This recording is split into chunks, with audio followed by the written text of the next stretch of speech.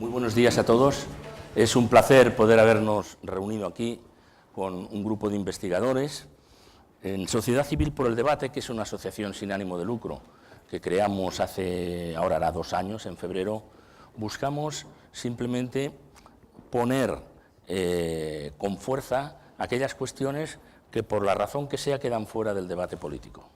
Hay razones que quedan fuera del debate político, hay asuntos como el de la ciencia, que nosotros identificamos, y ustedes como no, que son vitales para el futuro de un país, y sin embargo, ni están en los programas electorales, y si están, pues apenas se cumplen, y lo que hemos tenido, precisamente nosotros empezamos con un debate sobre la ciencia hace casi 2 años, y decían, y lo que está asignado ni siquiera se gasta, o sea, ni siquiera llega a consumirse toda la partida presupuestaria, o te colocan ordenadores del Ministerio de la Presidencia o cualquier otra cosa, ¿no? Entonces, a nosotros nos parece, desde Sociedad Civil por el Debate, que debemos volver sobre este asunto, que ahora, en realidad hay elecciones en Cataluña, pero después las habrá, y por supuesto no se habrá nada de ciencia, ni nada por el estilo, con suerte ni de economía, ¿no? Porque estamos en otra cosa, en otro debate, ¿no? Pero es bueno apretar a los partidos políticos, es decir, hay un movimiento, hay una demanda de la sociedad, y nosotros formamos parte de la sociedad, y lo que queremos es presionar, a modo de lobby legítimo, en el convencimiento de algo que surgió en el primer día, en nuestro primer debate de sociedad civil, que era, como digo, dedicado a la ciencia, en el que decía, miren, en los programas electorales no está la ciencia porque mueve muy poco voto, y por lo tanto ahí pues no le hacemos caso. O en otro momento el convencimiento que tenemos todos de que los países no es que investigan porque sean ricos, sino que aquellos que no investigan pues no serán ricos, y si lo son dejarán de serlo. Entonces, ¿qué pretendíamos hoy aquí?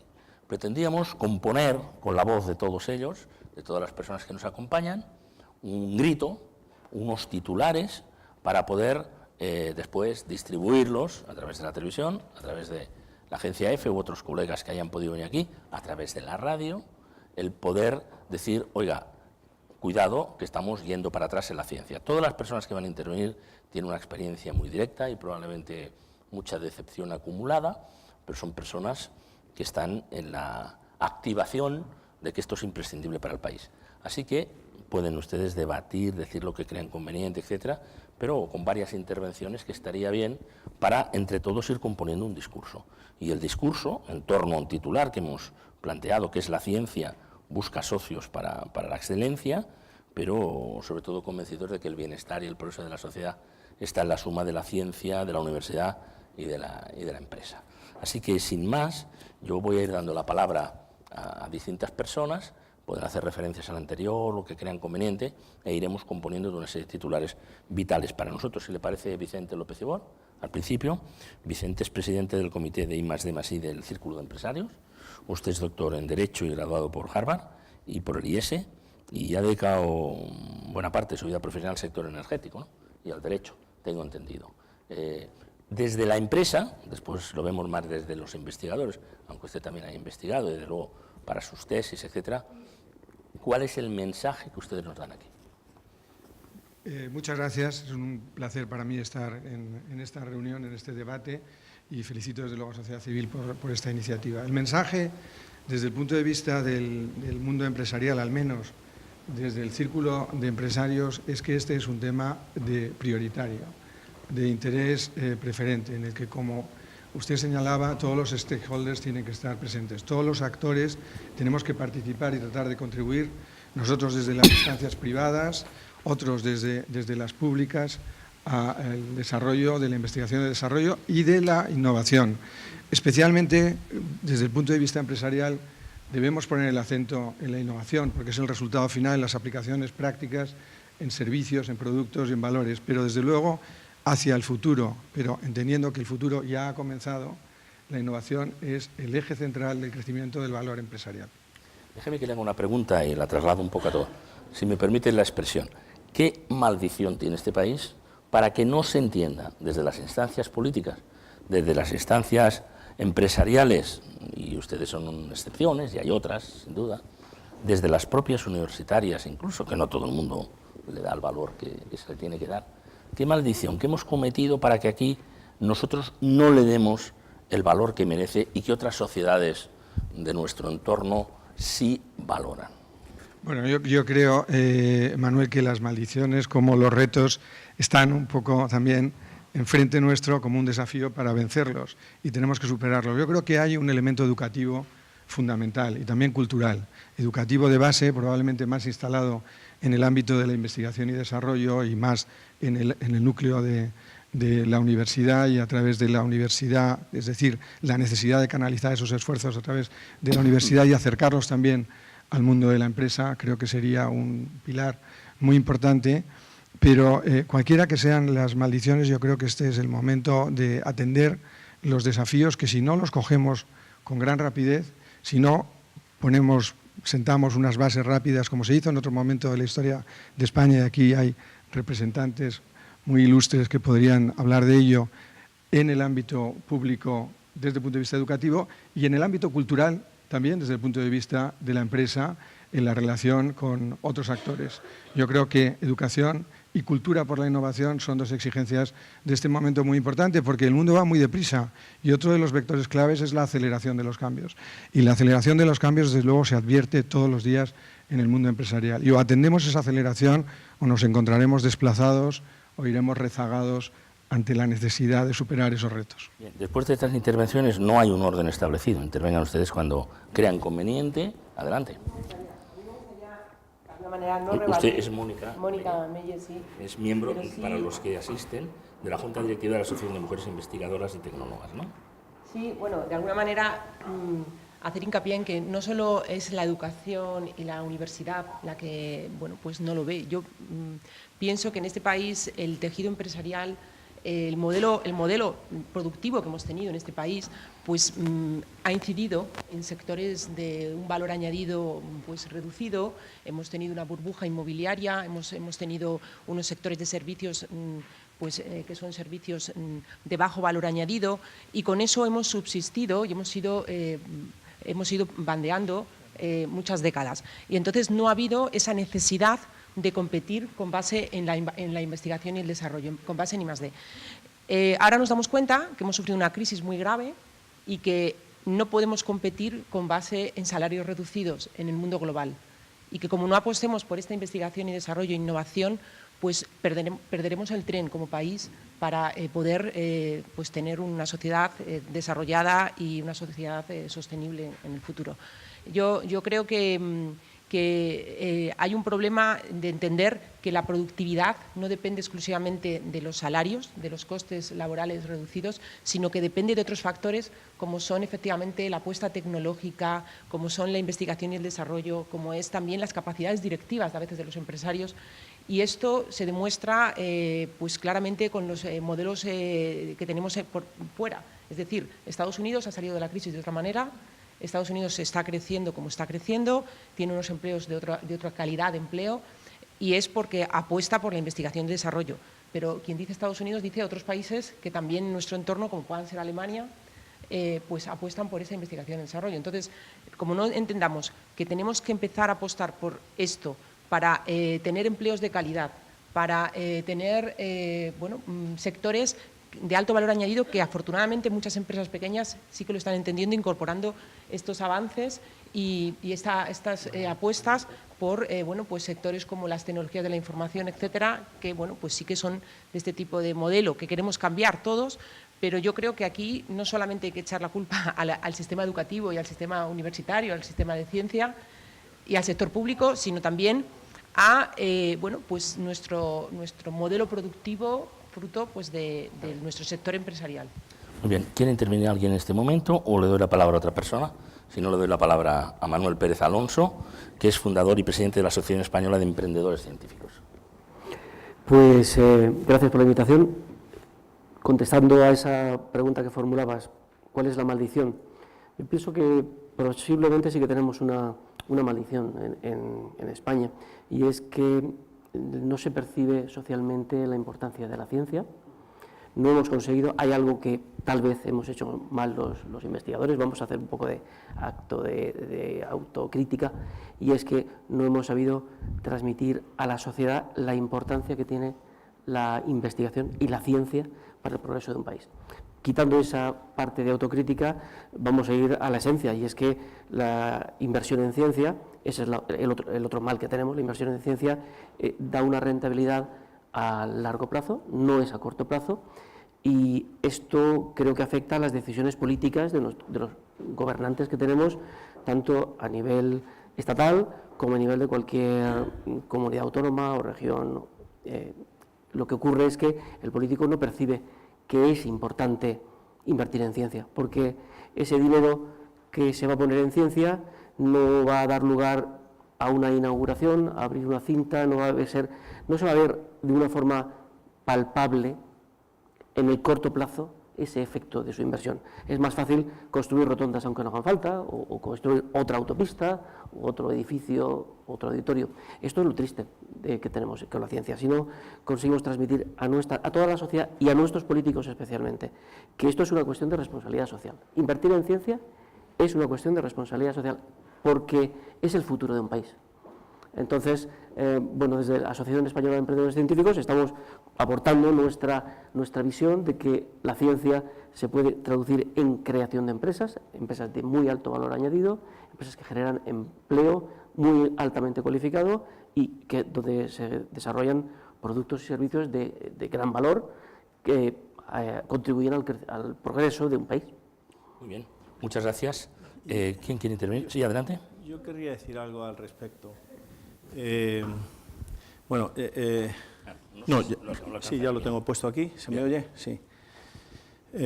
Bueno, yo estoy aquí en calidad de presidente, mi nombre es Nazario Martín, estoy en calidad de presidente de la Confederación de Sociedades Científicas de España, de COSCE, una confederación que agrupa a más de 80 sociedades científicas y a más de 40.000 científicos. Yo no creo que la sociedad española no perciba la ciencia como algo importante. De esto ya hay por ahí, en fin, datos. A la sociedad norteamericana se le preguntó en el último año del siglo XX cuál había sido el personaje más influyente de todo el siglo XX. Y curiosamente a esta sociedad, que muchas veces desde España la consideramos un poco inculta y que en fin, no llega a los estándares europeos, la realidad es que no fue un deportista, ni un político, ni un militar, fue un científico, Albert Einstein. Bueno, esto ya es empezar con un buen pie. De hecho, la sociedad española tampoco creo que esté muy alejada de la norteamericana en este sentido. La FECIT ha hecho algunos estudios y el científico es la segunda profesión más valorada.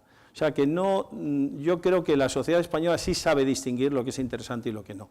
Hoy no se puede entender desde la revolución industrial, hace ya casi 250 años hasta ahora, pues la sociedad no se puede entender sin las olas de innovación que cada 50 o 60 años se producen y que cambian el modo de vida del ciudadano de a pie, que lo cambian. Tenemos el ejemplo ahora mismo en la computación, ¿no? Cómo ha cambiado las formas de trabajar en las empresas y los hábitos de las familias, y la nanotecnología pues será la siguiente revolución que ya está en marcha. O sea que en ese sentido el ciudadano yo creo que sí es consciente de la importancia de la ciencia, de los avances tecnológicos. Hoy un ciudadano libre del siglo XXI no lo puede ser sin un conocimiento en ciencia al menos suficiente como para entender los cambios que están produciéndose a su alrededor. Ahora bien, lo que pasa es que como todo hay que incentivarlo, y entonces ahora vamos a las autoridades, a los gobiernos que hemos ido teniendo desde la democracia, porque desde la democracia para acá es verdad que ha habido más interés en ciencia, pero aún así no llegamos. ¿Por qué? Pues porque la media europea de inversión en ciencia y tecnología está en el 2%, la media. No estoy hablando de países como Alemania, que está en torno al 3%, Finlandia, Suecia, que están por encima del 3%. España está en el 1,25%. Es que estamos en unos niveles paupérrimos. Es decir, lo primero, para hacer una cosa, lo primero que se requiere, hay por ahí un dicho popular que dice, no hay mayor dificultad que la poca voluntad. Y es cierto, es decir, para hacer una cosa lo primero que se requiere es tener voluntad de hacerla. Y esto es lo que yo creo que en la clase política española, año tras año y legislatura tras legislatura, no hay una voluntad clara de apostar realmente por la ciencia. Y en el fondo yo creo que es porque no se tiene mucha confianza en ella. Se dice muy bien, y esto lo dicen los políticos, que hay que cambiar del ladrillo a la neurona, pero eso no es gratis, porque si fuese gratis todos los países lo habrían hecho. Claro que tiene un coste, y muy importante. Entonces, que la ciencia es cara y la aplicación tecnológica, naturalmente. Pero esto es lo que hay que explicar a la ciudadanía, y la mejor forma que tienen los gobiernos de apoyar la ciencia es poniendo unos presupuestos generales del Estado dedicados a I+D+I acorde con la media europea. Y a partir de ahí empezamos a hablar. Muy bien, José Luis de Pablos es coordinador del colectivo Carta por la Ciencia, es un científico titular de fusión en el CIEMAT. ¿Qué es la palabra? Bueno, pues sobre el tema que estáis diciendo yo no estoy tan de acuerdo. Yo creo que desgraciadamente en España la percepción de la... Coge el micrófono, si puedes. Gracias. Sí, perdona. Creo que la percepción de la ciencia en la sociedad no es tan buena. Digamos, tenemos que hacer más trabajo en eso. Tanto de meter la ciencia en la sociedad como la sociedad en la ciencia, ambas cosas, ¿no? En bidireccional. Decir que, bueno, nosotros en Carta por la Ciencia, que empezamos en 2010, de 2010 a la fecha actual, pues ha sido terrible lo que se ha hecho en la ciencia en España. ¿Por qué ha sido terrible? Vamos a ver, si pensamos, hoy es justamente el día de Bankia, ¿no? Hoy es el día que nos gastamos los españoles 22.000 millones de euros en rescatar un banco por el dinero que se habían llevado unos cuantos, ¿no? Deciros que 20.000 millones de euros es lo que se ha ahorrado el gobierno entre recortes, entre gastos no ejecutados y en el último invento, que es la intervención previa, que se está haciendo en ciencia. O sea, 20.000 millones de euros se ahorra el gobierno. O sea, el coste de Bankia lo hemos pagado los científicos, básicamente. Nos quedan otros 2.000 millones que nos pasarán este año, por supuesto, porque la mayor maldad que hay ahora mismo es una cosa que se llama intervención previa. Antes de que cualquier científico, por ejemplo, del CIEMAT o del Oceanográfico, etcétera, gaste un solo euro, hay una señora de Hacienda, o un señor de Hacienda... Señora o señor, correcto. En nuestro caso, señora, vale. Perdón. Hay una señora, un señor o señora del Ministerio de Hacienda que tiene que autorizar el gasto. ¿Qué supone eso? Supone que aun teniendo el dinero, aun llegando el dinero de Europa, no puedes contratar a la persona. O sea, contratar a una persona tiene 16 pasos en el sector público español y supone 6 meses de retraso. Estamos perdiendo dinero. Eso es lo que está pasando ahora. Pero claro, el gobierno se está ahorrando dinero de una cosa que no le interesa, que es la ciencia. Y la ciencia no le interesa porque no genera votos. La gente vota a 4 años y la ciencia es algo que da rendimientos a los 15, 20 años. Eso es lo que tenemos que cambiar en España. Probablemente el próximo Nobel español será probablemente Ignacio Cirac, que trabaja en el Max Planck en Alemania, es otro de los emigrados. De hecho, de Carta por la Ciencia, los fundadores éramos 3, los otros 2, uno está en Australia y otra está en Estados Unidos. O sea, ese es el panorama. Y la diferencia entre Alemania y España es que en Alemania un científico no es un bicho raro como aquí, sino es alguien que tiene respeto. Eso es lo que hay que conseguir aquí, de todos los estamentos. Muy bien, ahora saldremos al exterior, pero antes me gustaría si Pilar puede intervenir. Pilar Garrido es presidenta del Consejo Nacional de Especialidades en Ciencias de la Salud y es el jefa del Servicio de Oncología Médica del Hospital Ramón y Cajal. Gracias, yo también agradezco la invitación, me parece una iniciativa muy interesante y además con muchas visiones. Yo voy a dar la visión más de la clínica, ¿no?, de los pacientes, que es la investigación en la que estoy centrada.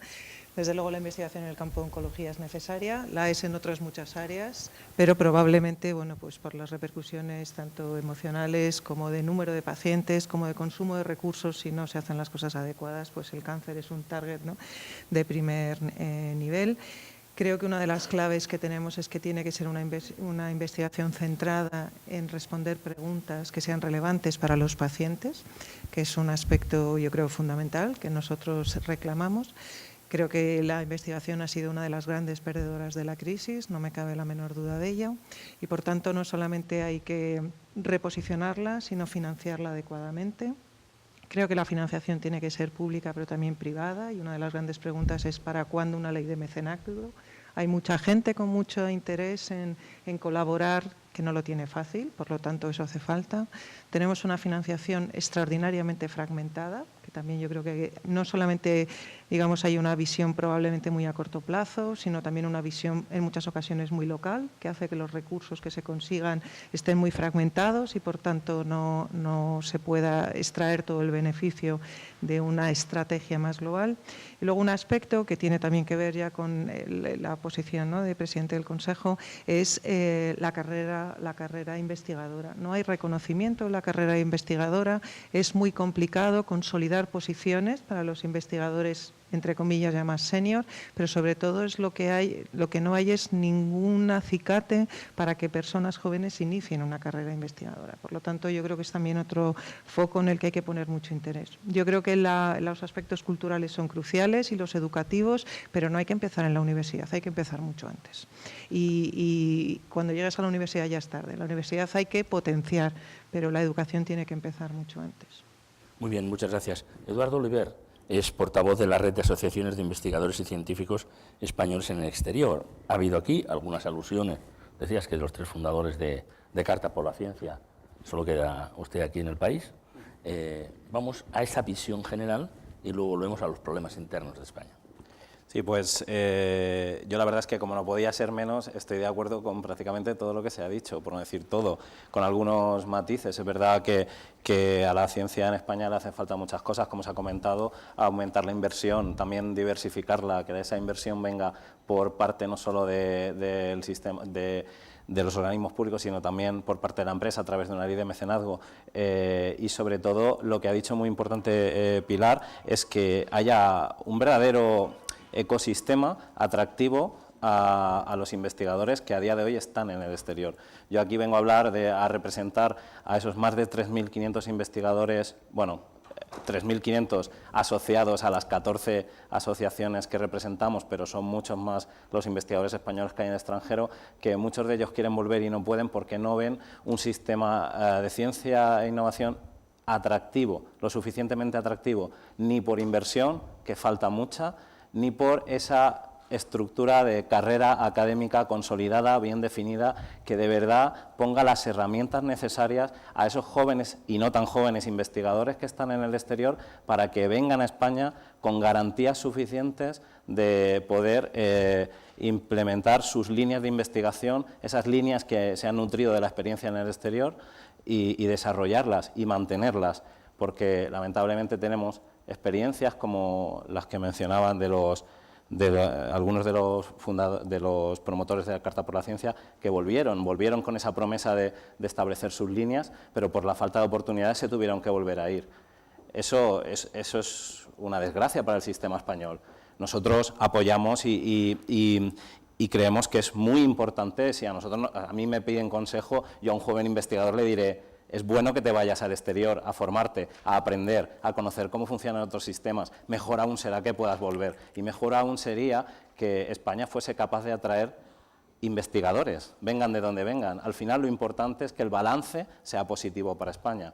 Y eso se consigue pues con inversión y con buenas políticas que aseguren la permanencia y la atracción del talento, y también pues consiguiendo un sistema lo suficientemente atractivo, con un modelo de gestión apropiado, moderno y similar a los países que nos rodean.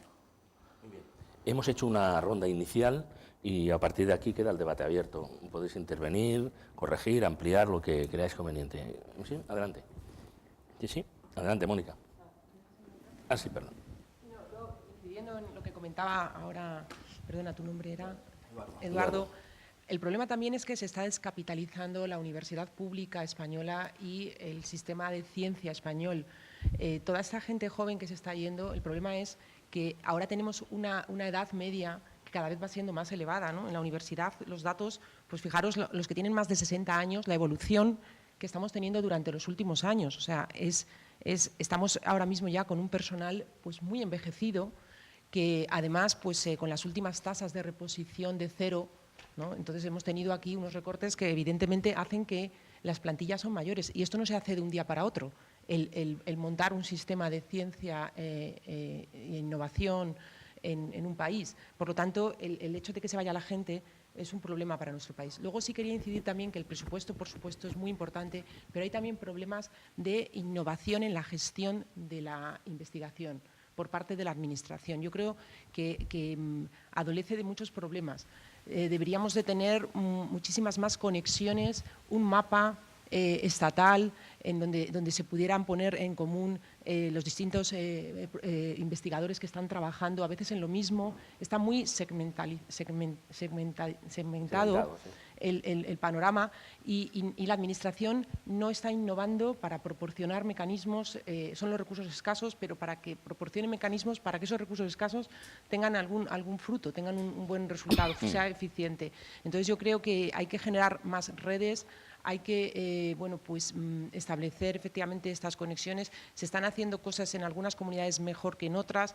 Entonces, realmente aquí nos queda también mucho. Y hay una innovación social que también es muy importante. Yo que vengo de las ciencias sociales, no se habla de la innovación también de procesos, ¿no? y de la innovación de reingeniería y de organización. Y esto también es muy importante, y en el ámbito de la gestión de esta investigación, yo creo que en otros lugares se está haciendo mejor que en España, ¿no? Y sí que también, como vengo representando a la Asociación de Mujeres Investigadoras y Tecnólogas, creo que la perspectiva de género también es importante en el ámbito de la investigación, porque las mujeres aportan una visión diferente en distintos ámbitos. Sabemos que en medicina, por ejemplo, cuando le da un infarto a un hombre o a una mujer, los síntomas son distintos. Si solo lo investigan hombres, pues estaremos pecando o estaremos, si no estamos introduciendo estas perspectivas de mujeres que investiguen. Y en esto también estamos pues por detrás de nuestro entorno y nos queda también mucho por hacer. Usted hablaba ahora, Mónica, de la falta de innovación que hay incluso en la propia Administración, ¿no? Pero cuando estábamos escuchando a Jesús de Pablo nos decía, es que ahora es peor todavía por eso de la intervención previa que ha salido ahora. O sea, no es que no haya innovación. Si yo interpreto correctamente, les pido que me lo aclaren, vamos hacia atrás. Porque además hay una cosa que serían mecanismos también que ayudarían al sector privado a introducirse. Por ejemplo, dar avales o garantías públicas para que en proyectos que tienen mucho riesgo se pueda interesar el sector privado y la iniciativa privada, aparte de la ley de mecenazgo. O sea, que es que se pueden hacer muchas cosas. Sí, por la alusión directa de esto, estamos hablando, por ejemplo, de la plataforma solar de Almería, estamos hablando de España, que es el líder, ha sido líder, Obama lo mencionó en su investidura en su día en energías renovables, y por digamos, ceguez de este gobierno se está abandonando. ¿A dónde estamos? Pues España es un país que no tiene materias primas, y lo que tiene como materia prima, a mi entender, es el talento. Aquí hay mucha gente con talento. De 2010 ahora han salido 12.000 personas del sistema científico español, y son diamantes, nos están robando los diamantes, porque esta gente no solamente es diamante en bruto, está pulida por todo el sistema español, que ya empieza a ser competitivo y adecuado para formar gente, para formar doctores y formar gente que están en los primeros niveles, ¿no? Y la diferencia es que esta gente no tiene posibilidades ahora mismo de volver a fecha de hoy, y es que, aunque vuelvan, no se fían de gobiernos que cada 3 años cambian de opinión. Hace falta un pacto de Estado en ciencia, hace falta una inversión en ciencia de recuperar la del 2009. Cada euro que se mete en el sistema público supone 8 euros en el privado. Eso se está demostrado en Estados Unidos a través de la sanidad pública. Se mete un dólar en el sistema público, genera 8 en inversión privada. Eso es el motor, y tiene que ser el motor, tiene que ser la manera de salir del punto en el que estamos, que lo que estamos es volviendo otra vez al ladrillo, cuando hay partes de España, como el País Vasco, donde se invierte el 3%, el paro es menor y los salarios son mayores. Aprendamos las lecciones y no repitamos los mismos errores. Muy bien, Pilar, por favor. Introducir otro concepto, por lo menos en el ámbito de la medicina, tenemos la investigación básica, ¿no? Que yo creo que es un poco lo que el ciudadano entiende como la investigación, que es la que busca, ¿no?, los orígenes, las causas, en el caso de oncología, las causas del cáncer. Tenemos una investigación clínica, que es la que hacemos los médicos con los pacientes, que normalmente está centrada en lo que son ensayos clínicos, testar nuevos fármacos, toxicidad, eficacia. Un camino intermedio, que es la translacional, que es la que hacemos algo los investigadores. Pero también hay cosas que yo creo que son investigación importantísima y que son la reflexión que quiero incorporar, que es la investigación epidemiológica y también muy relevante toda la investigación de resultados en salud, porque es fundamental para las generaciones que vienen. Entonces, yo creo que aquí hay también un tema que engancha desde la investigación más básica, la de resultados en salud, que es el desarrollo tecnológico y la inversión. Por ejemplo, en medicina, casi todos los hospitales, los pacientes, los hospitales son una fuente inagotable de datos de las que se puede hacer una investigación de altísima calidad, pero no tenemos sistemas que sean compatibles. Es decir, hay hospitales en los cuales los pacientes, los datos los escribes manualmente en papel, en otros los escribes en un ordenador, pero esa base de datos no está configurada igual que la de otro hospital. Por lo tanto, a ese mundo que vamos, que engancha con todo lo que es el desarrollo tecnológico, del Big Data, de sacar información de cosas que estás haciendo, tampoco se está haciendo una inversión y va a ser crucial precisamente porque si la economía es limitada y los recursos que se pueden poner en una investigación básica son limitadas, aunque esté centrada en el paciente, tienes un diamante en bruto también en un montón de información que no estás pudiendo explotar. Por lo tanto, esa alineación con desarrollos tecnológicos y con esa visión a medio más largo plazo de la riqueza que está ahí, yo creo que tampoco la estamos teniendo. Interesante. Por ahí, adelante. Vicente. La aportación que yo quería hacer es que me parece que es difícil en un tema de esta naturaleza, que a mi juicio es claramente transversal. La composición de esta mesa en buena medida lo explica, es que no se podrá hacer nada si se hace solo en solitario, si se mira de una manera vertical. Creo que hay que mirarlo de una manera claramente transversal. Educación, sí, por supuesto. Basta solo mirar cuáles son los índices de abandono escolar. Se han mejorado en algunos aspectos, pero ¿dónde estamos? Modelo productivo, estoy de acuerdo contigo, no bajo salario, sino también mecanismos de creación de valor. Y entremos a analizar cada uno de los elementos de gestión, innovadora o no, en cada uno de sus componentes. Por supuesto, investigadores, que hay pocas cosas que me parezcan más próximas a los investigadores que los emprendedores. Creo que hay muchos elementos en común desde la propia naturaleza. El investigador es un emprendedor y los emprendedores son unos innovadores. Yo creo que hay muchos elementos en común y hay que acercarlos. La ciencia, desde mi perspectiva y a lo largo de mi experiencia, también en el Consejo Social de alguna universidad, y aquí tengo el gusto de encontrar a una compañera ilustre de aquellas tareas, una universidad pública, creo que la ciencia hay que acercarla, se tiene que acercar y hay que acercarla al mundo empresarial y viceversa. Hay que estar, porque los fundamentos de las cosas nos los proporciona la ciencia. Y hoy hay muchas cosas que no se explican bien, aunque se estén aplicando materialmente, como por ejemplo, Internet de las cosas. Smart Cities, quiero explicaciones, fundamentos, apoyos desde el mundo científico, desde la comunidad científica, y creo que eso también puede crear mucho valor. Entonces, por tanto, mi reflexión es que no podemos hacerlo en solitario, que lo tenemos que hacer todos de una manera conjunta, bien arbitrada. Inversión privada, es verdad que los índices marcan que en algunos casos no es suficiente y la financiación pública tiene que también actuar en algunos sentidos de otra forma. Y luego yo creo que tenemos por decirlo de una manera un poco pedante, un benchmarking, una manera de medir en España, porque somos un país de la Unión Europea, con nuestros compromisos, con nuestras exigencias y con nuestras obligaciones comunitarias en materia de ciencia y en materia de innovación. Ahí está el Horizonte 2020, que no estamos cumpliendo suficientemente y, por tanto, tenemos cosas que ya constituyen en sí mismo obligaciones y compromisos para nuestra sociedad. Manuel, por alusión de emprendedores, le toca. Vamos. Pues bien, totalmente de acuerdo en esa apreciación de que un científico en realidad es un emprendedor. No hay nada más emprendedor que abordar la tarea de explorar lo desconocido, generar conocimiento y mostrar la evidencia de que ese conocimiento se ha generado.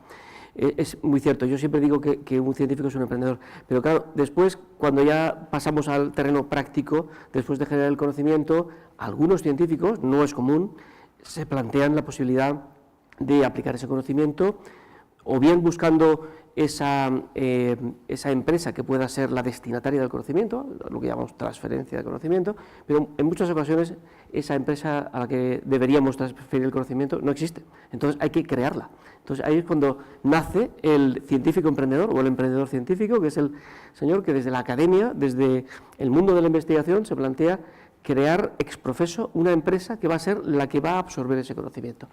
Esto es una tarea muy poco reconocida en España, y es por lo que existe la Asociación Española de Emprendedores Científicos. Al investigador de un centro de investigación o de la universidad se le mide su trabajo, se le exige además, por su producción científica, por el conocimiento que ha generado y los artículos que ha publicado y cuántas veces han sido citados. Si ese investigador además crea una empresa que crea puestos de trabajo y crea valor añadido y crea productos y servicios, eso se le considera un poco un outsider, a veces como algo extraño que está haciendo, que bueno, en realidad el investigador que se convierte en emprendedor se está complicando la vida mucho, más allá de lo necesario, su trabajo no va a ser valorado y bueno, este problema es un problema de comprensión que tenemos que generar, cambiar esa cultura. Creo que sí que falta por parte del Estado un reconocimiento a aquellos investigadores, a los pocos que hay en España, que se han complicado la vida, como digo, en crear empresas, en mostrar la utilidad de su conocimiento. Y bueno, pues creo que el currículum, la forma de valorar el currículum de un investigador se debe extender a esta nueva forma de hacer ciencia, que es la aplicación en el mundo de la empresa. Usted que es además de catedrático, representa a los empresarios, dice Manuel, pero no existen esas empresas, hay que crearlas. Bueno, desde el círculo de empresarios que represento en este debate, desde luego todas las personas con espíritu emprendedor son más que bienvenidas, y eso nosotros tratamos de fomentarlo, alentarlo. Creo que además se asume un riesgo muy importante en la creación de una empresa, en la satisfacción de las necesidades que se persiguen al atender esa demanda, y el espíritu emprendedor siempre es bienvenido y los riesgos los asumen, yo creo, todos los que se vuelcan en la tarea empresarial. Es verdad lo que se ha dicho, hay necesidades y carencias, la ley de mecenazgo es un aspecto muy importante, temas de naturaleza fiscal, hay que decirlo, son también importantes, especialmente en algunos sectores y actividades, pero el espíritu emprendedor es absolutamente central si queremos acometer este tema con verdadera eficacia y si queremos ser competitivos y si queremos aumentar nuestra productividad. Pero hay otros aspectos desde el punto de vista estrictamente práctico, y lo digo vinculado un poco por mi experiencia personal con la mención que se hacía a las energías renovables, que es que en ocasiones, incluso aisladamente de los componentes a los que nos hemos referido, hay que tener en cuenta, creo, que es la capacidad de diferenciarnos en nuestra oferta a la sociedad. Eso también creo que lo tenemos que tener sinceramente en cuenta, porque si eso se pone de relieve y lo hacemos adecuadamente, entonces no habrá nadie que lo pueda parar. Yo, en el ecosistema de las energías, de las clean energy, de las energías limpias y renovables, hoy cada vez es una realidad que se impone inexorablemente. Y al final, pues el resto de los actores acabarán teniendo que impulsarlo y apoyarlo de una manera decidida. Nazario, adelante, Mónica. No, solo quería incidir en que el sistema efectivamente de evaluación de la carrera investigadora y docente es perverso. Es perverso y precisamente la conexión que tenemos que tener entre ciencia y sociedad, entre ciencia y empresa y esa aplicabilidad de la investigación, por supuesto la básica es fundamental, pero luego tenemos que investigar en las universidades y en los centros de investigación para mejorar las empresas, para mejorar su competitividad, para mejorar nuestra sociedad. Ese es el fin, no podemos estar en una torre de marfil preocupados solo por lo nuestro. Y esa conexión, el problema que tenemos es que el sistema no la está fomentando, sino más al contrario, y la última reforma precisamente de la ANECA, de la Agencia Nacional de Evaluación de la Calidad de las Universidades y evaluación de los profesores y de los investigadores para su carrera científica, todavía lo pone más en cuestión. Es decir, solamente preocupan publicaciones en determinado tipo de revistas, que son publicaciones que a veces no tienen ninguna aplicabilidad y ningún interés desde el ámbito de la sociedad y desde el ámbito de la empresa, y que al final son como secretos que están guardados. Si quieres guardar un secreto, públicalo en estas revistas, que seguro que estará muy bien guardado. Y entonces es muy triste porque al final te dirigen hacia eso. Y tú no puedes hacer una investigación que tenga aplicación, porque eso no te lo van a valorar. Ya no solo que emprendas una empresa, es que a veces no queremos emprender, simplemente queremos investigar en algo que tenga una aplicación, y eso no está valorado. Entonces, al final, ¿por qué vas a dedicar tiempo en algo que es útil si no te lo valoran? Y eso está pasando a mucha gente en la universidad y en la investigación.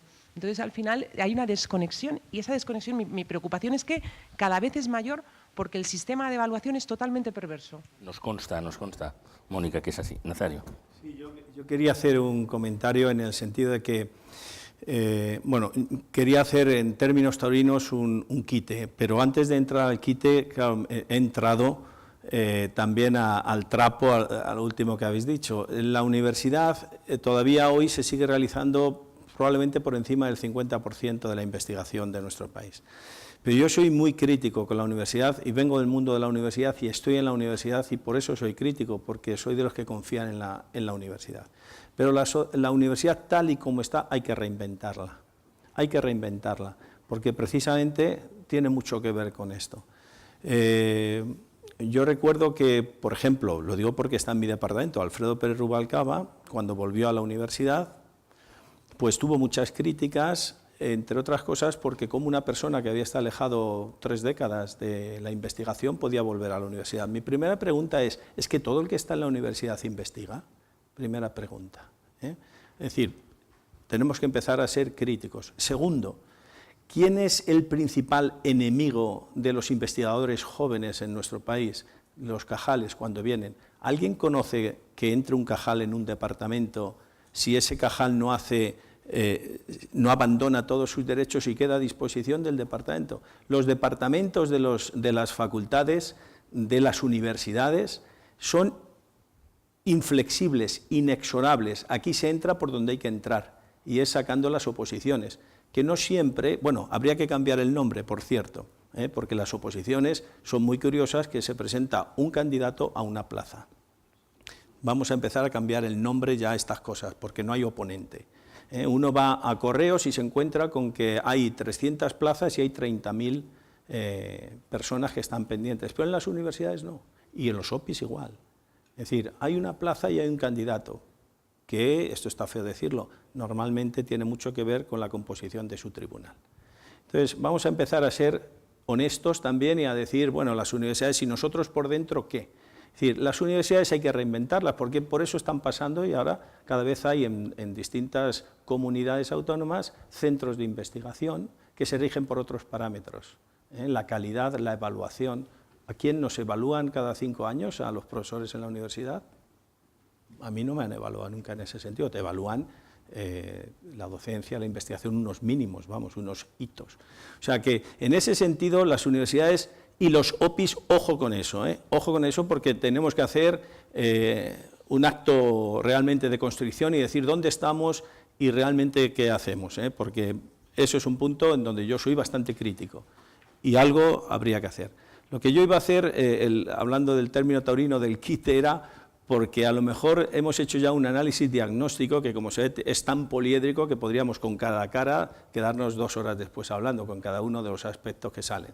Pero quizá ya hemos hecho un análisis diagnóstico suficiente. Yo creo que todo el mundo que está aquí y los que nos puedan estar escuchando, seguramente si están metidos en este mundillo y si no también lo van a entender, cuál es la situación. Y ya hemos dicho cosas referentes a nosotros mismos, al gobierno, el apoyo o no. Yo creo que a partir de ahora, pues que estamos prácticamente en el Ecuador, habría que pensar en qué soluciones tenemos, es decir, hacia dónde vamos a ir, por dónde tenemos que tirar. Y en ese sentido yo lo pongo encima de la mesa, no hemos hablado nada, y creo que una reunión de este tipo es obligado a hablar, de la Agencia Estatal de Investigación. Es decir, lo que queremos es un organismo que la ciencia y la tecnología de este país esté desvinculado del ciclo político y de los partidos políticos, que sea independiente y que tenga sus recursos propios, porque nadie es independiente si su economía se la fiscaliza otro. Y en ese sentido, pues la Agencia Estatal de Investigación, lo dejo ahí en medio, pues está todavía por hacerse. Interesantísimo. Eduardo. Sí, yo quería añadir algo. Me encanta que Nazario haya sacado este tema, porque viniendo de dentro de la universidad hacen falta más voces como la de Nazario. Es cierto que el modelo de gestión de universidades y de organismos públicos de investigación es probablemente de lo que más ahuyenta a los investigadores españoles que están en el exterior. Evidentemente la falta de fondos, de eso ya hemos hablado, de eso se habla muchísimo, pero se habla muy poco y es muy importante cambiar el modelo de gestión y el modelo de de financiación. Como decíais antes, en los últimos años han abandonado el sistema de ciencia más de 12.000 investigadores. Algunos de ellos, muchos están en el extranjero. ¿Sería posible a día de hoy volver? Aunque hubieran fondos, porque las encuestas y las investigaciones que hay al respecto dicen que a día de hoy, como comentaba Nazario, es más probable que el investigador que se ha quedado en la casa coja la plaza que salga, porque va a salir con un perfil muy extremadamente similar al perfil de ese candidato. Es extremadamente difícil que el que se va fuera y, por así decirlo, de alguna manera se desconecta o sale del círculo, consiga entrar en una plaza. Y eso viene porque se están permitiendo algunas actitudes perniciosas para el sistema, como la endogamia o el nepotismo, que son pocos, pero los pocos casos que ocurren pues son muy dañinos para el sistema. En Reino Unido esto se evita de muchas maneras. Hablo de Reino Unido porque estuve allí 6 años y es la experiencia que tengo más cercana. El modelo de financiación, por ejemplo, de las universidades va basado a la calidad de la producción. Cómo se mida y cómo se evalúe la calidad o la excelencia de la producción es un debate que nos daría para estar otro día entero. Pero es verdad que se evalúa y los departamentos y las universidades y los centros de investigación reciben financiación y los grupos reciben financiación en función a la calidad de su producción. Por lo tanto, los departamentos y las universidades no se preocupan de contratar al amigo o al que tienen más cerca, se preocupan de contratar a los mejores. Entonces, si eres bueno y trabajas y produces resultados, te mantienes en el sistema y promocionas en el sistema. Y ya por concluir mi intervención quería hacer una mención, porque estamos hablando mucho de la importancia de la ciencia aplicada, de trasladar el conocimiento, que obviamente es importante, y yo entiendo que desde el punto de vista de la empresa, una empresa tiene que invertir en algo que le reporte beneficios, y eso es obvio. Pero la ciencia aplicada no podría existir sin una ciencia de base, de fondo. Y a mí no me gusta diferenciar, porque creo que es un error enorme, entre ciencia básica y aplicada, porque incluso la ciencia básica que mencionaba Pilar para mí es aplicada porque busca desde unos estadios preclínicos una solución a un problema clínico.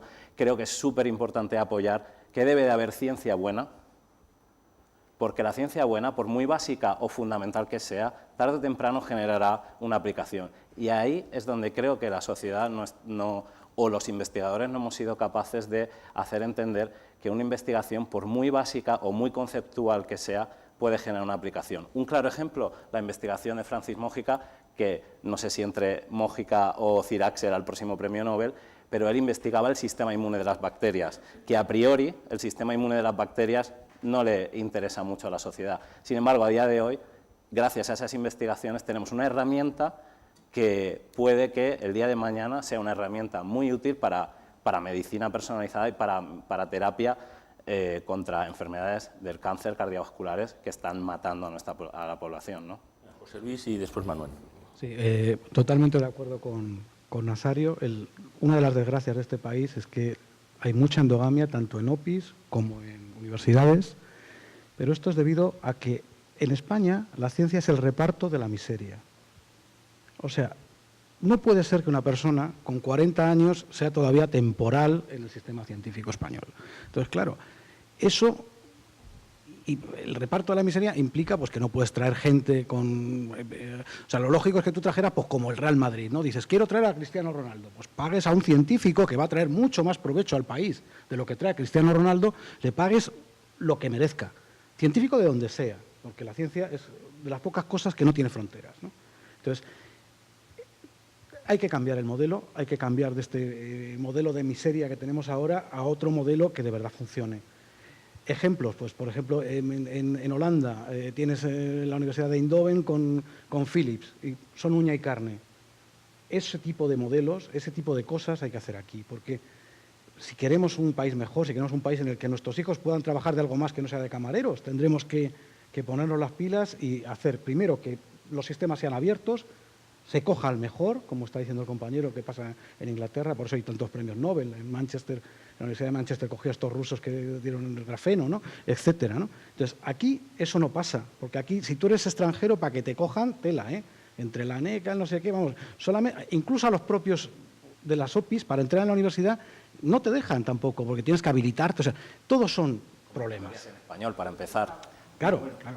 En los institutos de nueva creación, el 30 o el 40% de la población son investigadores extranjeros. O sea, vamos a poner las cosas en su sitio. Si no hay que reinventar la rueda, esto está funcionando en esos ¿y por qué? institutos. Pues porque cuando tú traes a una persona de este tipo, normalmente la traes, incluso a lo mejor viene con su starting grant, o si no, lo va a generar aquí, porque son gente valiosa. España es atractivo como país en su conjunto para venir a hacer ciencia, porque España en producción científica ocupa en términos globales la 10ª posición del mundo, y en química y algún área parecida incluso la 7ª posición. Eso nos coloca. Ahora, ¿qué pasa? Que cuando damos el salto a la aplicación, a la patente, entonces nuestro país cae bruscamente. Entonces, claro que falta algo ahí. Claro que falta. Entonces, bueno, eso es lo que hay que buscarle, por un lado, una solución. Pero que como país atractivo para atraer talento extranjero, no solamente ya los españoles que están fuera, que sería necesario, ¿no? Entonces, por eso, desde COSCE se propone un 4% anual de los presupuestos generales del Estado dedicado a ciencia durante los próximos 10 años, que eso contribuiría a mitigar esa caída de la que se hablaba inicialmente de los 20.000 millones de euros, ¿no? Y de manera racional, porque como se suele decir, en ciencia no hay atajos, no es como hacer autopistas, ahora metemos una inyección, la ciencia no se puede hacer así. Sí, completamente de acuerdo con la propuesta de que la inversión en ciencia tiene que aumentar de forma notable y sensible, y un 4% creo que sería y es absolutamente necesario en este país. Y es más, yo diría, bueno, ¿y en qué tipo de ciencia? Porque por alusiones con mi amigo Eduardo Oliver quería hacer una aclaración. ¿Qué tipo de ciencia, dónde hay que poner ese peso de la inversión? Sería un error gravísimo decir vamos a invertir en ciencia aplicada.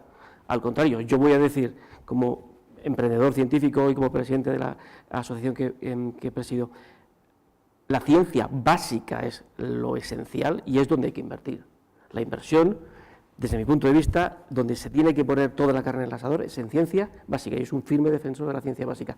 Y cuanta más ciencia básica haya, más aplicaciones saldrán. Ya saldrán las aplicaciones, ya se buscará el emprendedor científico, ya se buscará... Eduardo se refería a la ciencia invertir en todo. Exacto, Yo quiero invertir en ciencia buena. Ciencia buena. Y la ciencia buena puede ser básica, claro, fundamental, que me gusta más llamarla fundamental, o puede ser aplicada o desarrollar una aplicación. Y entiendo que según el organismo donde vaya la inversión, pues se invertirá de una manera o de otra. Sí, no, pues sí. Mientras sea buena...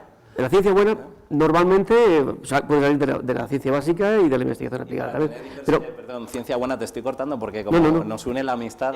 claro, y además agradezco que haya debate porque... Vale. Pero fíjate que yo diría que es que si hay aplicaciones de la ciencia, ya surgirá esa expectativa de aplicación real, es decir, aplicación real de la ciencia es negocio, ya surgirá esa empresa interesada, ya surgirá ese inversor, ya surgirá esa posible patente. Yo insisto en que donde hay que apoyarlo, sí, apoyemos y vamos a engranar la investigación con las aplicaciones de la ciencia, pero insisto que yo soy un firme defensor de la ciencia, de la inversión en ciencia básica, como profesor de universidad y como investigador básico que soy.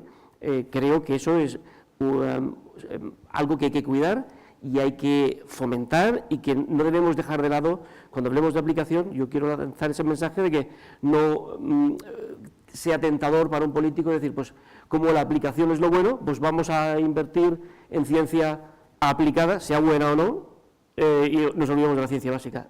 Vamos a poner ahí todo el peso de la inversión en ciencia básica. Un remate solo porque sé que Pilar quiere intervenir, pero yo solo por aclarar mi postura, yo tengo que dejar claro que yo a día de hoy estoy trabajando en España, soy investigador del Centro Nacional de Investigaciones Cardiovasculares, realizo una investigación básica para conocer a fondo la enfermedad, para que el día de mañana eso revierta en una aplicación directa al paciente. Por lo tanto, me valgo de conocimientos fundamentales que otros investigadores han hecho para aplicarlos a entender la enfermedad o desarrollar nuevas terapias. Por lo tanto, soy firmemente convencido de lo importante que es todo el proceso y apoyar cada etapa y apoyar la investigación buena. Y sobre todo, convencido, como decía Nazario, de que hay centros de investigación en España que a día de hoy, como es el ejemplo de donde yo estoy, y por eso me vine, porque fue uno de los motivos que me atrajo bastante, que están siendo gestionados con un modelo pues que apoya ese tipo de investigación y que apoya el que se pueda venir un investigador español o extranjero y atraiga aquí su investigación de calidad. Pilar y después Nazario. Bueno, yo iba en la línea que estás comentando tú ahora, ¿no? Que la ciencia buena, punto, ya está, ¿no? Yo evidentemente estoy más desde el lado de la clínica, como no puede ser de otra manera. Creo que la orientación desde la básica tiene que, o idealmente en un entorno sobre todo económicamente restringido, centrarse en cuestiones que, digamos, vayan a resolver problemas de ciudadanos, de pacientes. En ese sentido me parece importante. Creo que, como he comentado antes, ¿no?, que la carrera investigadora en estos momentos es muy difícil, por tanto hay que incentivar eso. No tenemos masa crítica, probablemente, no tenemos cultura, pero tampoco queremos el modelo, entre comillas, de funcionariado que existe en mi profesión, ¿no? Todos lo que queremos es, y conseguimos antes o después, una plaza fija. Nos gusta más el modelo americano, es decir, que por tu valor pues tienes acceso a trabajar en un sitio con un concierto económico diferente, pero sobre todo mucho más ligado a lo que tú quieres. Aquí es imposible, ¿no? Por lo tanto, yo creo que eso es fundamental, pero dentro de los organismos que hacen investigación, y por lo que yo, lo que conozco, que es fundamentalmente el CENIO, vive muy de espaldas a lo que se hace en los hospitales. Por lo tanto, yo no entiendo claramente el modelo de ciencia básica que no esté en estos momentos conectada con las cuestiones de los pacientes. Y ese es el camino que yo interpreto de la traslacionalidad. Bueno, no, en este sentido yo creo que por salir del bucle, porque yo creo que estamos de acuerdo en ello, la ciencia buena y luego ya vendrán las aplicaciones per se, ¿no? A mí se me ocurre el premio Nobel Gerhard Ertel, un físico que trabajaba en condiciones de ultra alto vacío, 10 a la menos 11 torr, 4 Kelvin. Eso es fuera del planeta. ¿Y este hombre qué hace? Bueno, entre otras cosas, aparte de determinar el mecanismo del proceso Haber-Bosch, probablemente el proceso más importante de la química, la aportación más importante de la química a la sociedad, pero es que también determinó cómo las nanopartículas metálicas podían oxidar de manera muy eficaz el monóxido de carbono a dióxido de carbono. Esto es lo que nos permite vivir hoy en las ciudades. Si no, en Madrid hoy sería imposible vivir. Todavía queda pendiente el tema de los óxidos de nitrógeno. Pero eso se consiguió con una investigación básica que nadie contaba con ello, porque era lo que se hacía en el espacio exterior. Y sin embargo, eso tuvo una aplicación después brutal en el tema de los catalizadores de los coches. O sea que ojo con esto, vamos a dejar la ciencia que siga su curso, que el investigador ponga ahí su imaginación, y seguro que el empresario también sabrá ver que lo que hace este investigador me puede ser muy útil. Yo creo que en ese sentido... Está interesantísimo el debate, no vamos a concluirlo todavía, pero sí que después de la fase de diagnóstico y de algunas propuestas que van saliendo, de reformas concretas, tendríamos que entrar en una fase final en la que se vayan haciendo pues esa especie de sugerencias, ¿no? Yo no soy nadie aquí, simplemente coordino esta extraordinaria reunión, pero pensaba, desde Sociedad Civil por el Debate le podríamos pedir una entrevista a Montoro para contarle a ver qué es eso de la intervención previa, que nos la dará o no nos la dará. Pero si nosotros vamos, iríamos con ustedes, porque nosotros no somos quién para decirlo. Interrumpo. Bueno, porque me acaba de decir que es de Hacienda. Pero, bueno, ya, pero el Si es responsable economía, de la se la investigación pedimos de este país no es Montoro. No. Lo digo porque... No, pero... vamos a ver. Cada vez que vas a hablar con ella te dicen, es que Montoro me... Bueno, ya, pero es que a lo mejor hay que, incluso en esta mesa, hay que opinar. Escúchame. Yo me refiero a cuando ha hecho... Yo he dicho cuando ha hecho una referencia a la intervención previa, que si no lo dice él o la interventora, habéis dicho, entonces no se autoriza. Pues hay que pedírselo al jefe de los interventores. Pero además se le puede pedir a otros, yo no tengo ningún problema. Quiero decir que... Al presidente del gobierno, bueno, quizás será el presidente del gobierno, el máximo responsable que se pero el presidente del gobierno hay que pillarlo, ¿no? Quiero Sí, decirte sí. que Bueno, como por poner... en un pasillo de las Cortes, pues se lo podemos ir y decírselo, ¿no? Lo podemos intentar y te dirá así muy bien, pero ahora tiene 27 frentes organizados. Pero esto en concreto, que son reformas concretas que se pueden hacer, yo no sé si nos recibe o no nos recibe, pero en fin, era por decir sugerencias concretas para decir, oiga, mire, yo desde luego se lo voy a decir en la radio ya el sábado que viene, en Radio Nacional de España. Sería bueno que quitaran esto, con las palabras vuestras, que para eso lo estamos grabando. Ya vamos a empezar por ahí, porque al final, como decía antes Nazario, estoy de acuerdo, podemos estar análisis, diagnóstico que ha sido muy rico, que está siendo muy rico, pero después tenemos que ir a cosas muy concretas en las que podemos resolverlas o no podemos resolverlas. Pero a veces basta que uno se lo cuente en buenas circunstancias para que se levante el pie de una historia que, si no, el propio mecanismo de la burocracia y, como decías, con falta de innovación en este tipo de cosas, pues van y te lo complican más, como ha pasado con los temas de la NECA y otros, ¿no? Pero, en fin, oye, yo no estoy aquí para hacer propuestas, pero es una sugerencia. En esa línea me gustaría que fuéramos en los últimos minutos del debate. ¿Querías intervenir tú primero, Eduardo? Sí, mismamente. Simplemente el comentario del presidente del Gobierno era para animaros a que lo comentarais, sino por resaltar que la política científica de un gobierno tendría que comenzar desde el propio presidente del Gobierno. Y yo quiero hacer una comparación con Reino Unido en dos aspectos. En el aspecto de que desde el presidente del Gobierno, pasando por todos los ministerios, hay asesores en materia científica para dos cosas: para hacer políticas científicas, políticas que faciliten la gestión de la ciencia y el desarrollo, pero también políticas basadas en la evidencia científica, que son cosas que a menudo mezclamos, pero son diferentes. Hay ministerios encargados de realizar política científica y hay ministerios encargados de tomar decisiones que nos van a afectar, y esas decisiones las toman, al menos en Reino Unido, siempre basadas en las evidencias científicas.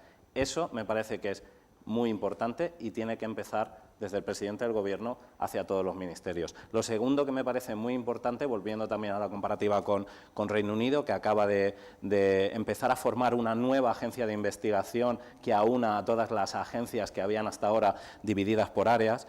Estas agencias, la relación que tienen con los gobiernos está basado en el Pacto Social por la Ciencia que se estableció hace muchos años. Los gobiernos disponen la financiación y las agencias, de manera independiente, gestionan esa financiación y la reparten bajo criterios estrictamente científicos, como ellos consideren oportuno. Y creo que esa relación no se está teniendo en España, y creo que sería muy importante de verdad tener una agencia que no sea simplemente un instrumento más de gestión, sino un instrumento ejecutor de los presupuestos. Se ha referido a esto antes, ¿no? Sí, claro, pero además lo que ha dicho Eduardo es perfecto. De hecho, esa propuesta está en coste, la de impregnar, y de hecho algún artículo se escribió también en prensa diciendo: ¿debe la ciencia impregnar la política? Y la respuesta es que sí. Pero en este sentido es imprescindible que la Agencia Estatal de Investigación se ponga en marcha atendiendo a dos criterios. Uno, su independencia. Todas las agencias que has dicho, incluida la británica nueva, porque como un país como el Reino Unido, de los más exitosos científica y tecnológicamente, decide embarcarse en hacer una agencia nueva y tal, precisamente porque quiere seguir siendo muy exitoso. Un mensaje para aprender. En ese sentido, nuestra agencia debe ser independiente. Ahora, por cierto, las 1000 becas que van a salir ahora, nuevas para alumnos españoles y tal, las va a sacar la agencia, pero ya lo ha autorizado el Consejo de Ministros, ¿vale? O sea, esto es impensable en cualquier agencia internacional importante, ¿no? Que controle. Entonces, primero, la independencia, y segundo, estar financiada a ciclos que no tengan que ver ni con el ciclo anual, que nos destruye la vida del ciudadano y de los alumnos que optan a becas y desde luego tener una serie de ciclos que sea la agencia quien controle ese dinero para que puedan sacar todo en plazo. Ni con el ciclo legislativo. No, hay que evitar el ciclo legislativo por descontado. Por eso se habla de 3 o de 5 años y no de 4, porque sería tremendo, desde luego. Muy bien. ¿Quién más interviene, por favor? ¿Alguien quiere? Sí, Pilar. Pero preguntaba, ¿no? O tú mismo. Bueno, yo quería decir que una de las cosas que creo que es interesante es, hasta que no se consigan las cosas que hemos pedido, seguir pidiéndolas. Entonces, Carta por la Ciencia obtuvo en 2013 la firma de todos los partidos políticos, salvo el PP y UPN, en cuatro puntos. Uno es el de la agencia, que se está trabajando un poquillo en ello. Otros son recuperar la inversión de 2009, un poco en la línea de lo que ha dicho Coste, pero más ambicioso todavía.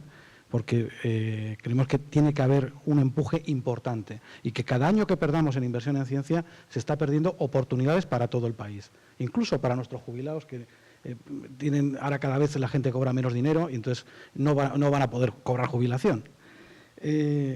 Recuperar los recursos humanos y desvincularlo del calendario político. Esos 4 puntos estaban acordados por todos los partidos políticos en 2013.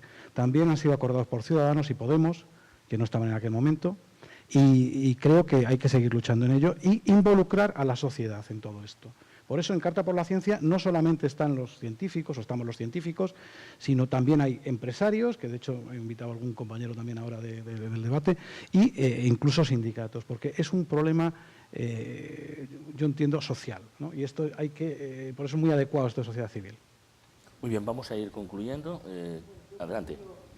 Mónica. La agencia muy bien, pero habrá que ver cómo hacemos esa agencia que coopere, que coordine con las comunidades autónomas, con lo que ya está desarrollado también en el ámbito de nuestro Estado de las autonomías.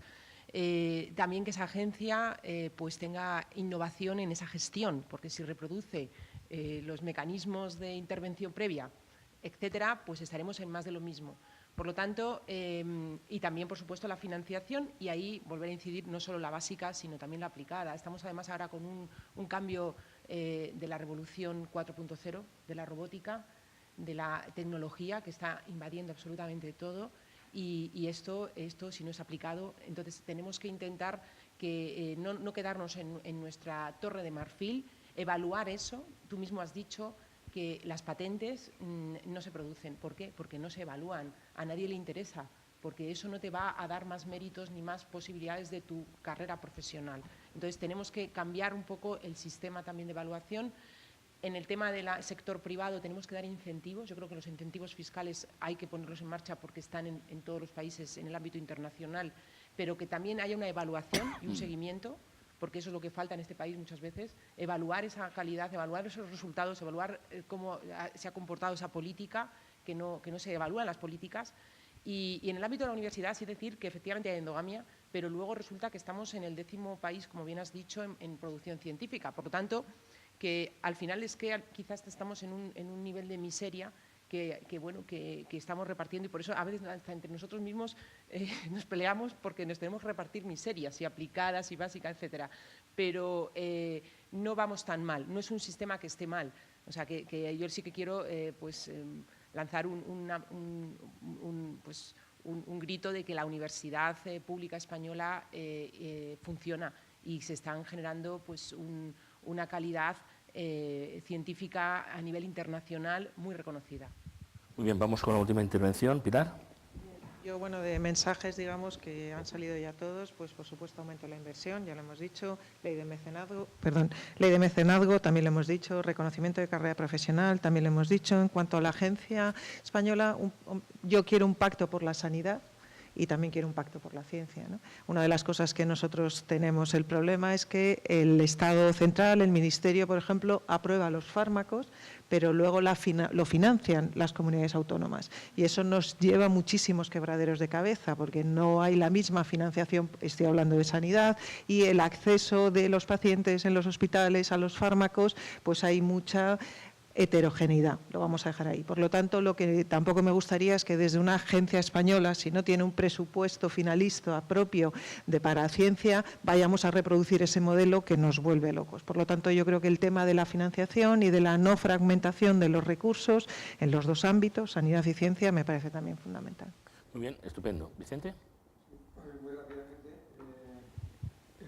en lo relativo a comunidades autónomas, por supuesto, es decir, buena coordinación entre administraciones, salvaguardando la unidad de mercado, que yo creo que también es un aspecto importante en esta materia. En gobernanza, por supuesto, independencia desde la competencia.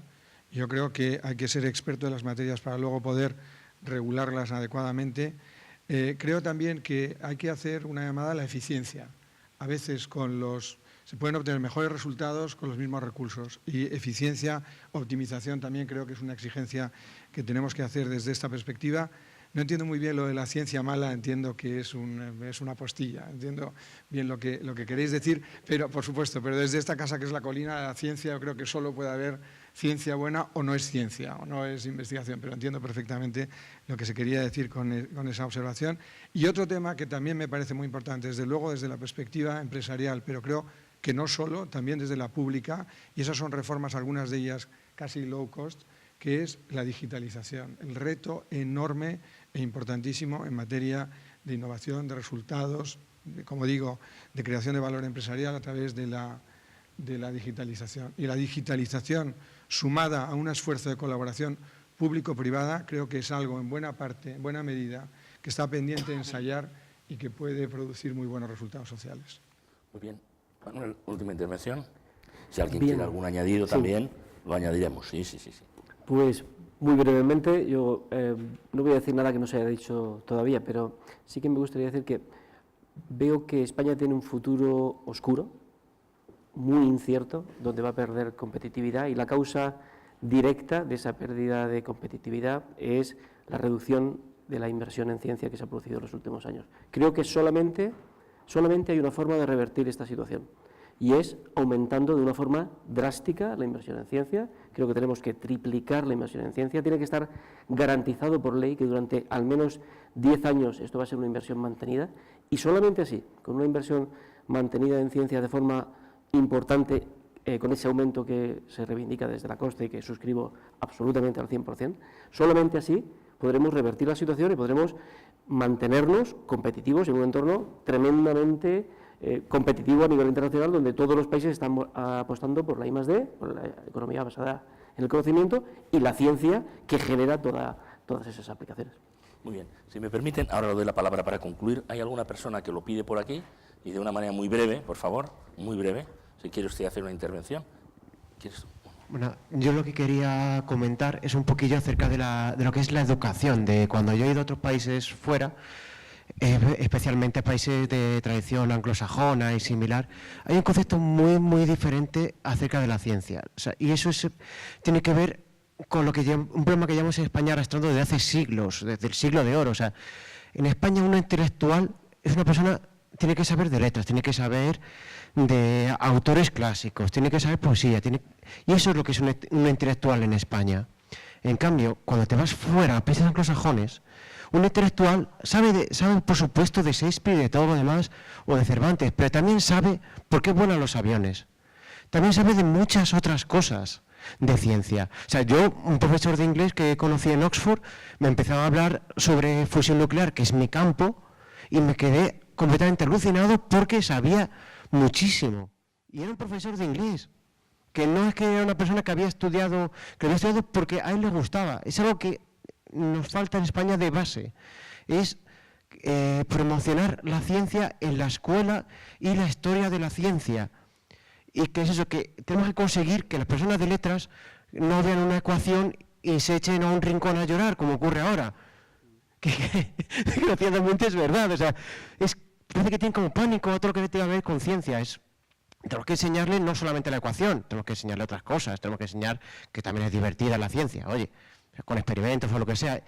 Porque aquí, básicamente en España, es impensable que triunfe algo como puede ser un documental como Cosmos, de Carl Sagan, o en la nueva edición de Neil deGrasse.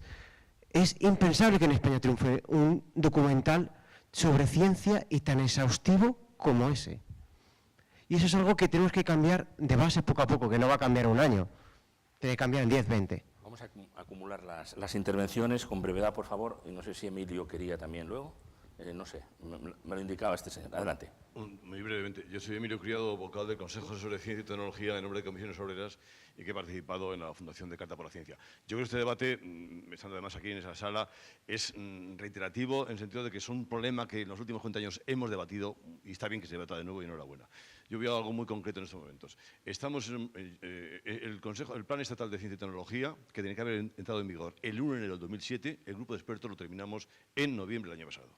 De entonces ahora, por problemas políticos decisivos, el plan no se ha puesto en marcha Y en un contexto que estamos viendo todos, y en un contexto además está viendo datos evidentes de crisis del sector científico. La crisis del CENIC, la crisis del CENIO, la crisis de personal que está hablando en la plataforma solar de Almería, indican que el modelo está estallando.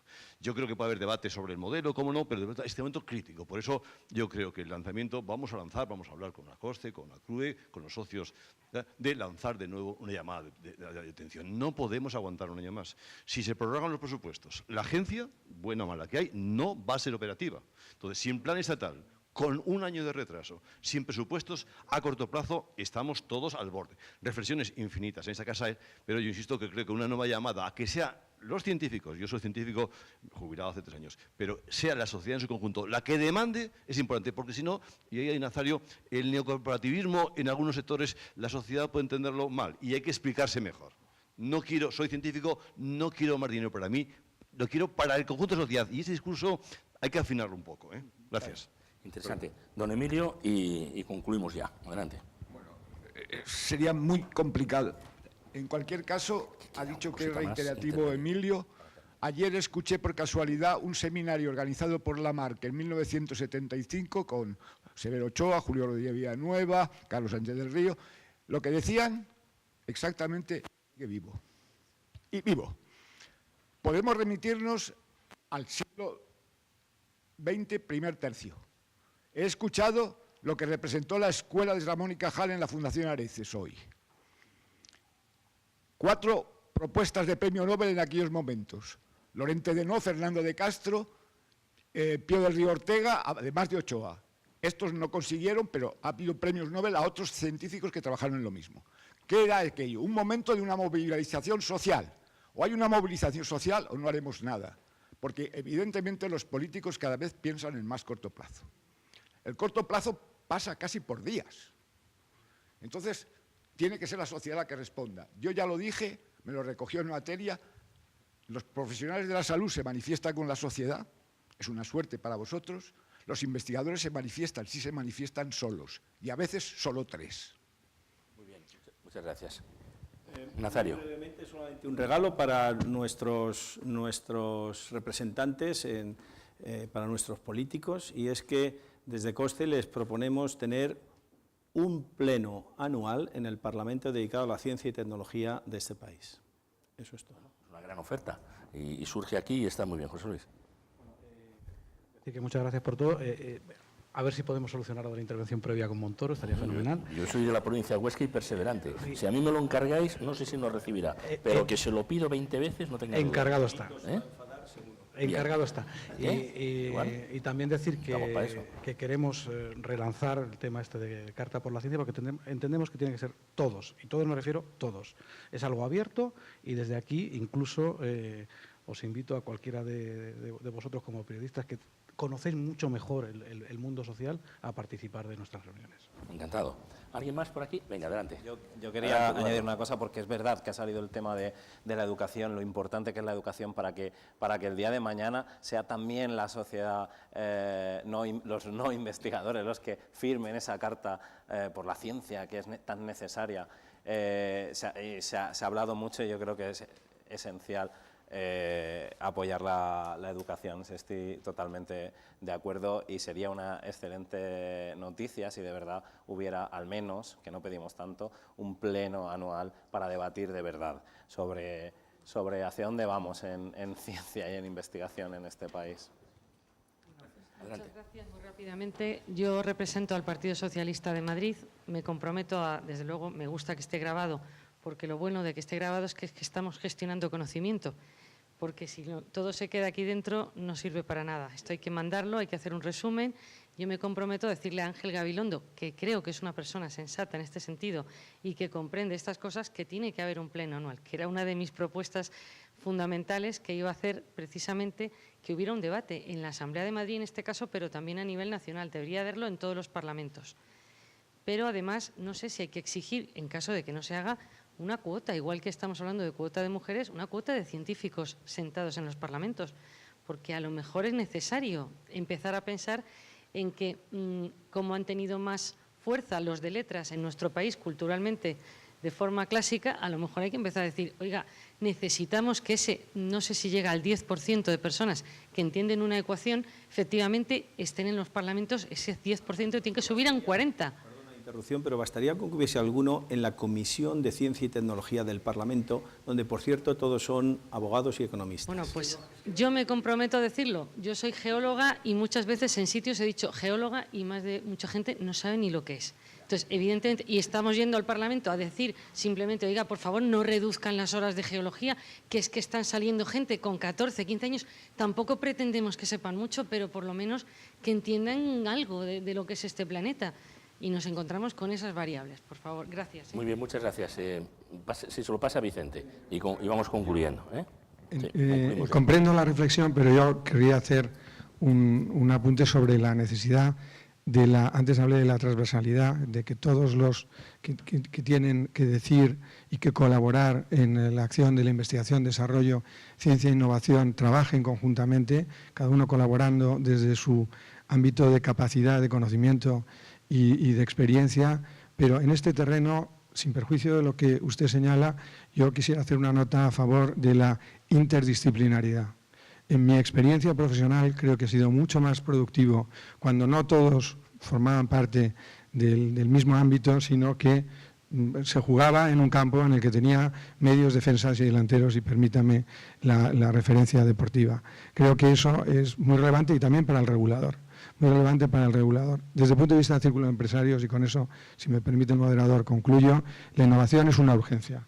Es una urgencia. Si hoy no innovamos, no crearemos valor añadido, no estaremos en las necesidades sociales ni en las necesidades de los consumidores, hablando con toda claridad, ni en la internacionalización, ni en la capacidad de proyección de la empresa española, ni en la startup, ni en la gran compañía.